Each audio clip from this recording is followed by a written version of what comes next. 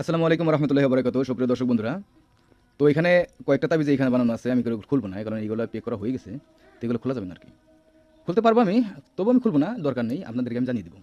তো এই দুটো হচ্ছে বাচ্চাদের জন্য। বাচ্চা তো আমারও আছে, আপনারও আছে। বাচ্চাদের কথা আমি বলবো এবং বশীকরণের কথা বলবো। দেখেন, যাদের বাচ্চার প্রতি মায়া আছে তারা ভিডিওটিকে অবশ্যই বেশি করে শেয়ার করবেন আর ওয়াচ করবেন।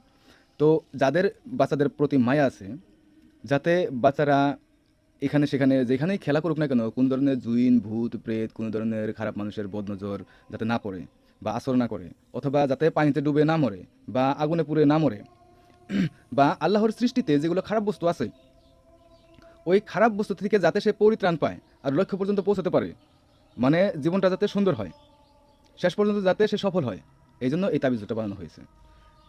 যদি আপনারা এই তাবিজ নিজে বানাতে চান তাহলে আপনারা একটা কাজ করবেন। আমি এখান থেকে লিখে নিয়েছি, আমি তাই বলে দিচ্ছি আপনাকে সহজে।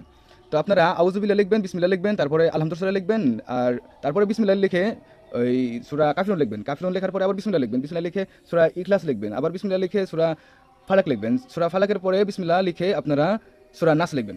আর ওই তাবিজে, অর্থাৎ এই যে তাবিজটা, এই তাবিজে অবশ্যই আপনাদের কাজ করতে হবে আল হাফিজু বলে এখানে দুবার লেখা আছে, আপনি একবার লিখলেও চলবে। আর আউযু বিকালিমাতিল্লাহি হিত্তামাতি মিন শাররি মা খলাক এখানে লেখা আছে, এটাও লিখে নিতে হবে। আর এটা তাবিজে পুরে আপনারা আপনাদের বাচ্চাদের গলায় দিয়ে দিবেন। নিজেও রাখলেও কোনো অসুবিধা নাই, মানে সবাই রাখতে পারে, তবে বাচ্চাদের দিবেন। বাচ্চাদের নিয়ে আর কোনো ধরনের টেনশন করতে হবে না।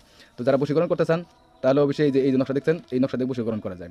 তো যে কোনো কাজের জন্য আমাদের সাথে যোগাযোগ করে 9365938282 নম্বরে।